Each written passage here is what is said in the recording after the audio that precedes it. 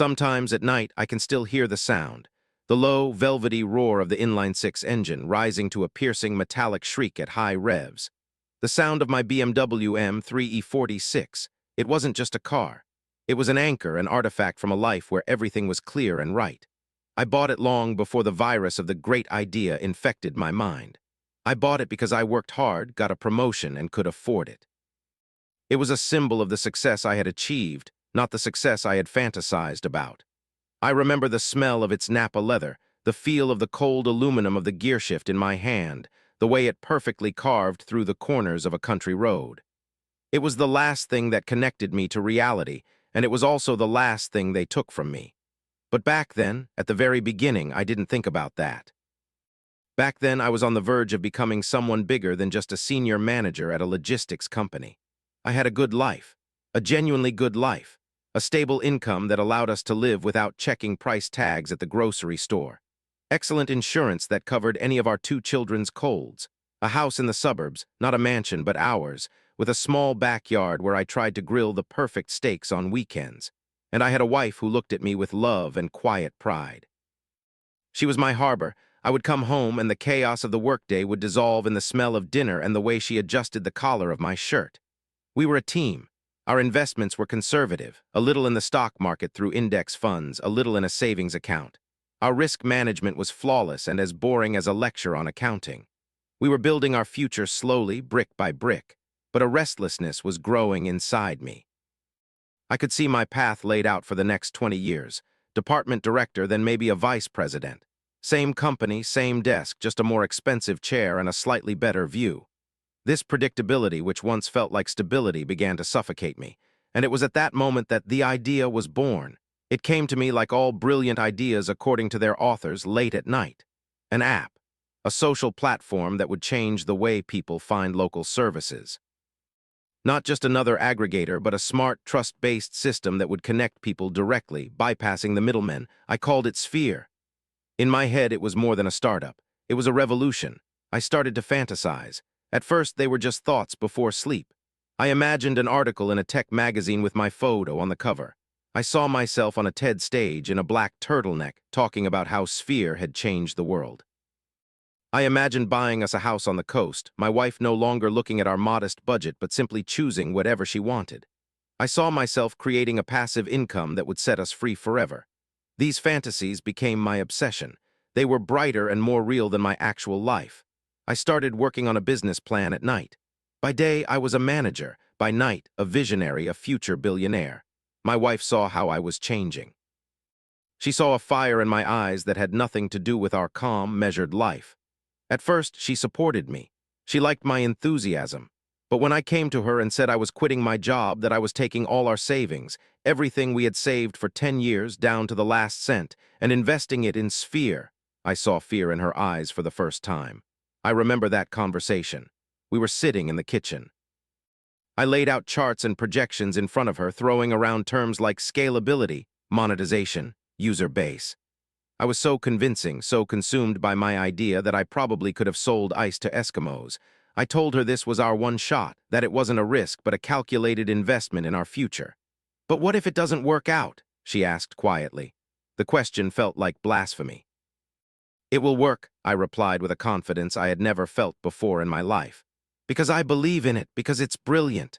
She gave in, not because she believed in Sphere, but because she believed in me. And that was my first and greatest betrayal of her. I rented a small office, hired 2 young, hungry programmers. The first few months were euphoric. We worked 18-hour days, fueled by pizza and energy drinks. I felt more alive than ever before. Every piece of code written, every UI element designed felt like a step toward the dream. I would come home in the early morning, smelling of coffee and the ozone from the running servers. My wife would be waiting for me. She would silently reheat my dinner, looking at me with tired eyes. I would kiss her, promise that this was temporary, that soon everything would change, and then run off to sleep for a few hours. At that time, I was still driving my M3. Sometimes, late at night, coming back from the office, I would take it out on the empty ring road, turn up the music, and just drive. The roar of the engine was the only thing that could drown out the quiet voice of doubt deep inside me. In those moments, pressed into the leather seat and feeling complete control over the machine, I convinced myself that I was in control of my destiny in the same way. I was on top of the world, not seeing that I was actually standing on the edge of an abyss, blindfolded, about to take a step forward. The euphoria of a startup is like the first stage of falling in love. You don't see the flaws, you ignore the warning signs, and you believe your story will be special. But then, inevitably, reality sets in. For us, reality began when the company's bank account had enough money left for 3 months of rent and salaries. The initial investment, our entire family savings, had burned up with terrifying speed. The app was ready, the beta version was launched, but no miracle occurred. Users were signing up, but not as actively as I had imagined in my fantasies. Monetization wasn't working the way it was written in the business plan. Reality turned out to be far more mundane and brutal than my dreams of a multi-million-dollar income. I started looking for investors. This was a new circle of hell. Dozens of meetings, presentations, empty promises. I perfected my pitch, learned to look confident even when my insides were churning with fear. But experienced investors saw what I refused to see: a raw product, a saturated market, and a founder with fire in his eyes but nothing behind him but a mountain of debt. To stay afloat, I did what I had promised myself I would never do. I took out a loan. First, a small, personal one. Then another. Then I mortgaged the house, our house. I told my wife it was just a formality, that we needed a little cash for a new push, for a marketing campaign that would change everything. She didn't argue. She just looked at me silently, and in her gaze there was no longer any faith or pride, only exhaustion and fear. My life turned into endless stress. I stopped sleeping. I lost weight, dark circles formed under my eyes. I became irritable. Any question from the children about why I no longer played with them triggered a flash of anger. Any attempt by my wife to talk about our finances, our real budget, was met with a wall of aggression and rehearsed phrases about temporary difficulties. I still believed. Or rather, I forced myself to believe. To admit defeat meant admitting that I was an idiot, that I had flushed my family's future down the toilet for a selfish fantasy. My brain refused to accept this reality. I told myself that all great startups went through the valley of death. I read success stories, ignoring the thousands of failure stories. I was living in a world of illusions while my family was living in the harsh reality of mounting debt. My relationship with my wife was in ruins. We lived in the same house, but there was an abyss between us. She stopped waiting up for me. She just lived her own life, took care of the children, trying to create an island of normalcy for them in the chaos I had created. We were no longer a team. I was an obsessed madman, and she was his silent victim. Sometimes I saw her crying when she thought I wasn't looking, but I was too consumed by my struggle to find the strength to comfort her. I took any display of her weakness as a reproach against me. The failure didn't happen suddenly. It crept up slowly, like an incurable disease. First, the programmers I had stopped paying left. Then came the notification that the servers were being shut down for non-payment. One morning I arrived at the office and there was a lock on the door and an eviction notice. I sat in my M3, which was parked in the lot, and just stared at the locked door. This was the end. There was no explosion, no drama. Just silence and the realization that Sphere was no more. I sat in the car for several hours. The roar of the engine, which used to give me confidence, now seemed like a mockery. I came home in the middle of the day. My wife was in the kitchen. She looked at me and understood everything without a word. There was no anger in her eyes, only emptiness. "Is it over?" she asked. I nodded. That evening she started packing. She didn't scream, she didn't accuse. She did everything methodically and quietly. She folded the children's clothes, her dresses, their toys. I sat on the living room couch and watched as she dismantled our life piece by piece. I was in a stupor, unable to say a word, unable to stop her. When she had carried out the last bags and put the sleepy children in her car, she came back and placed a set of keys on the table in front of me. Not the house keys, her car keys. "I need to drive the kids to school, to daycare. Mine won't start, I'm taking yours. We'll sort it out later," she said. I looked at her and couldn't believe it. "You're taking my car?" was the only thing I could manage to say. Not "please don't go," not "I'm sorry for everything." Just that. Because in that moment, that car was the only thing I had left.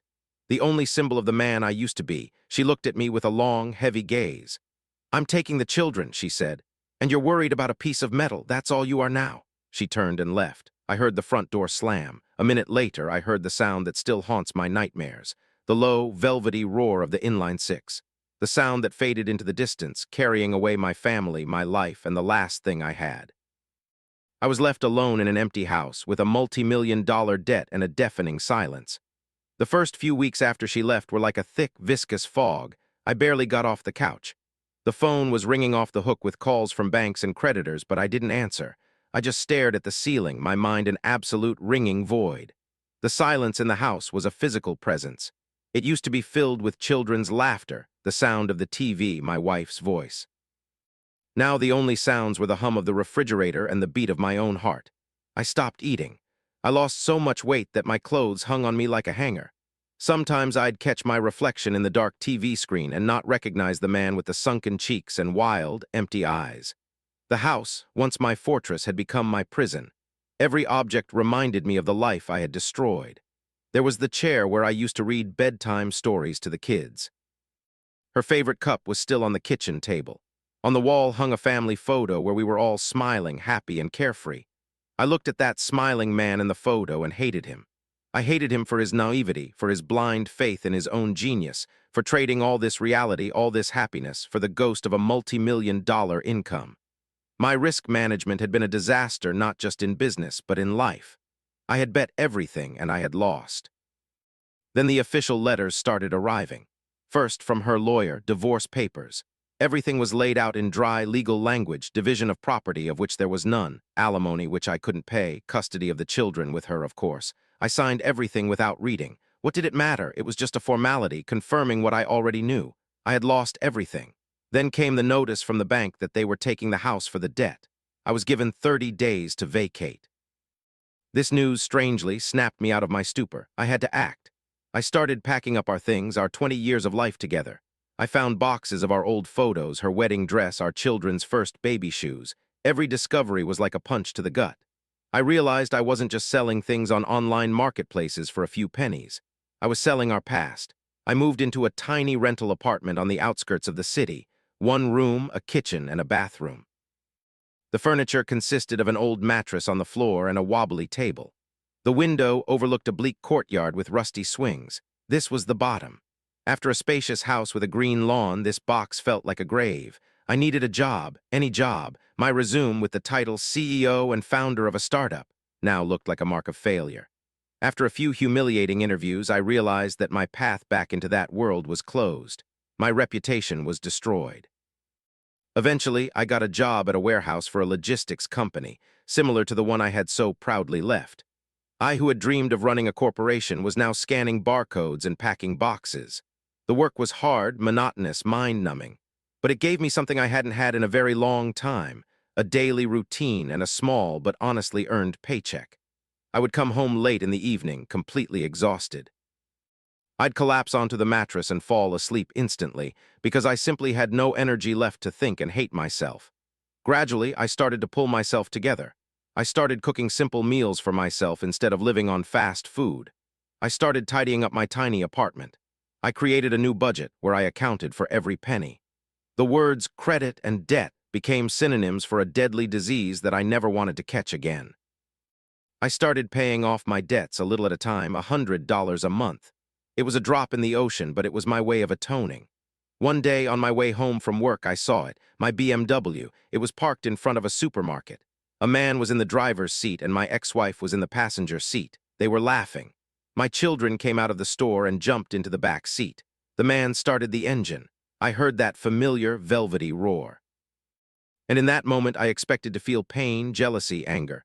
But instead, I felt nothing, an absolute void. That piece of metal, that symbol of my past, no longer had any power over me. It was part of that life of that person I no longer was. I watched them drive away. My children, my ex-wife, my ex-car, my ex-life. And for the first time in a long time, I didn't feel a suffocating pity for myself. I felt relief. As if an unbearable weight had been lifted from my shoulders. I turned and started walking toward my home, my small, shabby apartment. And I knew I was heading in the right direction. Life at the bottom has one undeniable advantage. The only way to go is up. My ascent was slow, almost imperceptible. It wasn't made of big victories, but of thousands of small, daily steps. I continued to work at the warehouse. This job, which I had initially despised, became a kind of therapy for me. It required physical stamina and absolute focus on a simple action, here and now. There was no time for self-pity or regret. There were only boxes, a scanner, and a quota that had to be met. I became the best worker on my shift, not because I was aiming for a career, but because I found a strange satisfaction in this simple, honest work. The man who had failed a multi-million-dollar startup, turned out to be good at just doing my job. Gradually, I got my life in order. I paid off the most urgent debts. I could afford to buy not just a mattress, but a bed and a proper table. My tiny apartment no longer looked like a flophouse. It started to feel cozy in my own bachelor way, but cozy nonetheless. The hardest part was rebuilding my relationship with my children. At first, I just sent alimony payments, the small amount I could afford. I was afraid to call them. I was ashamed. What could I say to them? What could I offer them? I had no money, no nice house, no exciting life. But one day, I finally worked up the courage. The conversation with my son was short and awkward, but then there was another one, and another. I didn't try to pretend to be someone I wasn't. I honestly told them I worked in a warehouse, that I lived in a small apartment. I didn't ask for their forgiveness, I was just honest with them.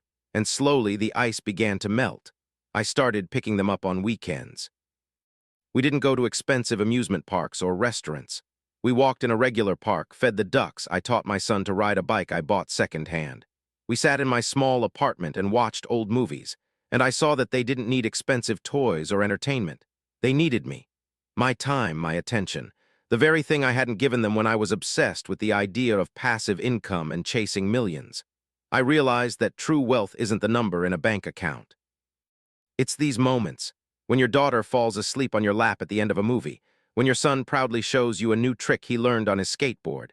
These investments don't pay dividends in dollars, but they fill life with a meaning I had been looking for in all the wrong places for so long.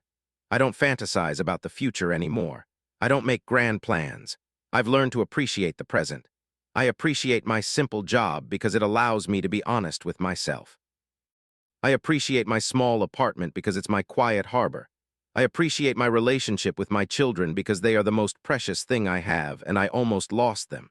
I know my ex-wife is happy. I genuinely wish her that. She went through hell because of me, and she deserves peace and stability. Sometimes I think about what would have happened if my startup had taken off. Would I have been happier? Maybe for a while, but I know myself. I probably would have lost myself in the race for success just as I lost myself chasing it. Sometimes you have to lose everything to understand what you really need. I lost money, a business, a house, a wife, and my favorite car. But I found something more valuable. I found myself. A new version, battered by life, but real. And no one can ever take that away from me. Thanks for listening. Let's do something together. Comment your country below, and let's see how diverse this community is. Share this with your friends, and make sure to like and subscribe.